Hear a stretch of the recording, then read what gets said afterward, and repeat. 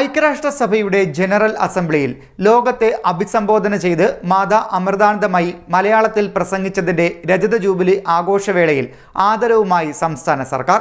അമൃത വിശ്വവിദ്യാപീഠം അമൃതപുരി ക്യാമ്പസിൽ നടന്ന ചടങ്ങിൽ സാംസ്കാരിക വകുപ്പ് മന്ത്രി സജി ചെറിയാനാണ് സംസ്ഥാന സർക്കാരിന് വേണ്ടി മാതാ അമൃതാനന്ദമയിയെ ആദരിച്ചത്.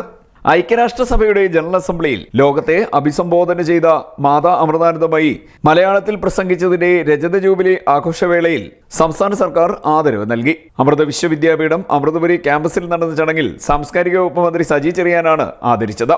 അമ്മയുടെ ജീവിതം ഒരു വ്യക്തിയുടെ മാത്രം കഥയല്ല, അത് കരുണയുടെയും നിസ്വാർത്ഥതയുടെയും സർവലൗകികമായ ഒരു ദർശനമാണ്.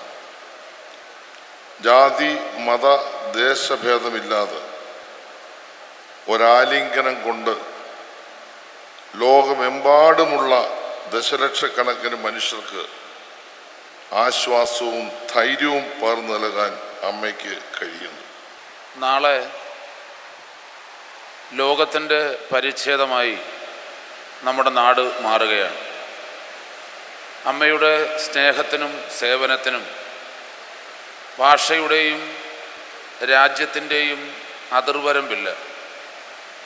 ലോകം മുഴുവനും, ലോകത്തുള്ള മുഴുവൻ മനുഷ്യരും അമ്മയ്ക്ക് മക്കളാണ്, തുല്യരാണ്. കേരളത്തിന്റെ സാംസ്കാരിക മൂല്യങ്ങളാണ് മാതാ അമൃതാനന്ദമയി മാതൃഭാഷയായ മലയാളത്തിലൂടെ ലോകത്തിനു മുന്നിൽ പരിചയപ്പെടുത്തിയതെന്ന് മന്ത്രി പറഞ്ഞു. CR Mahesh MLA, Uma Thomas MLA, BJP സംസ്ഥാന vice president doctor KS Radhakrishnan, IG Lakshman Gugoloth, Kerala Law Academy director advocate Nagaraja Narayanan, നടൻ ദേവൻ, ഷാജൻ സക്രിയ എന്നിവർ പങ്കെടുത്തു.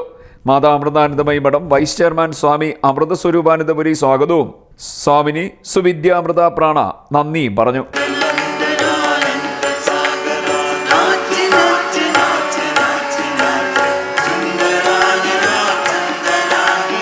CD net news, Ochira.